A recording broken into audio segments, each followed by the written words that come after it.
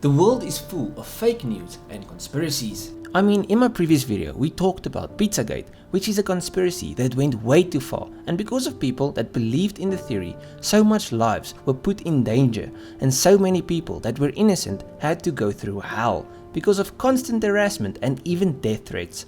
And all of that just because of a bullshit theory that has been debunked numerous times. If you would like to know more about that specific video, go and watch it. I'll put a link for it here.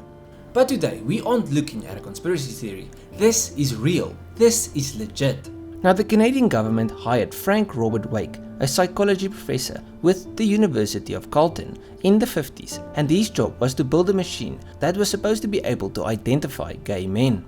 During the 1950s and 60s, homosexuals were viewed by the government as weak, disloyal, and potentially unreliable.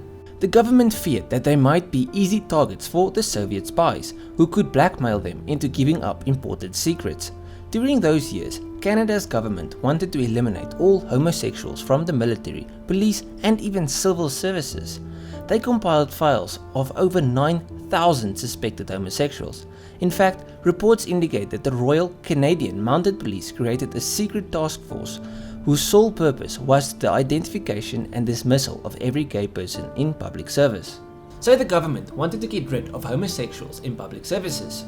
Now they had a whole bunch of potential homosexuals, but how did they make sure? Well, that's maybe the most disturbing part of everything, the machine they built. The device was named the fruit machine, and for those that didn't know, the derogatory term used for homosexual men was fruit. Now, this machine resembled the dentist chair. The subjects were made to view images. The device then measured the diameters of the pupils of the eyes. It also measured perspiration and pulse for a supposed erotic response. Subjects were told that the machine was used for measuring stress, but the purpose of this test was for something completely different. Your pupils, perspiration level, and heart rate were all monitored for an involuntary erotic response. If a response was found on certain images, they determined that you were gay. Now, what effect did this machine have? Well, in a quote from Gary Kingsman, a Carleton sociology professor, it was quite devastating, especially early on. Hundreds of people lost their jobs in the first couple of years of the 1960s. People would be called into the security official's office, and they would be told, "We have evidence that you might be a homosexual. What do you have to say about this?" Imagine being the person being called in. I mean, you just want to do your job, pay the bills, and live your life. And now, because of a machine with flawed test parameters and blatant discrimination, you lost your job. Now, more than the fact that this is discrimination, the machine didn't work. The accuracy and the functional mechanism of the machine was questionable.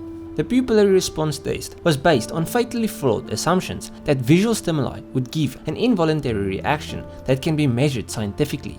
Other problems with this test was that the pictures of the subject's eyes had to be taken from an angle, as the camera would have blocked the subject's view of the photographs.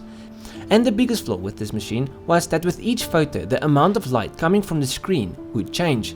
And like different amounts of light will affect your pupils, and it has nothing to do with your interest in the picture. So what was the end of this whole story? Well, in 2017, the Prime Minister of the time apologized for what the government had done, and the federal government had reached a settlement with survivors that included $110 million in compensation. Frank Simpson, who served as a Navy steward until 1978, said after the apology, "It's a small victory for all of us who were purged." He said at the time he was given an honorable discharge. And after, he went downtown and immediately searched for the highest building, saying, "I was ready to jump. My life was over as far as I knew it." Now, this apology doesn't fix anything, and it doesn't close the door on what happened, but it does help some of the people that were affected.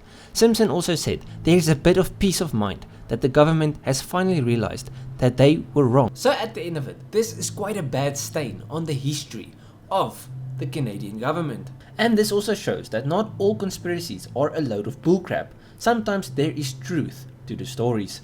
Now, if you like this video, you will like some of the other videos on this channel. So go through them, see if there's something else you like. I'll see you guys in the next one.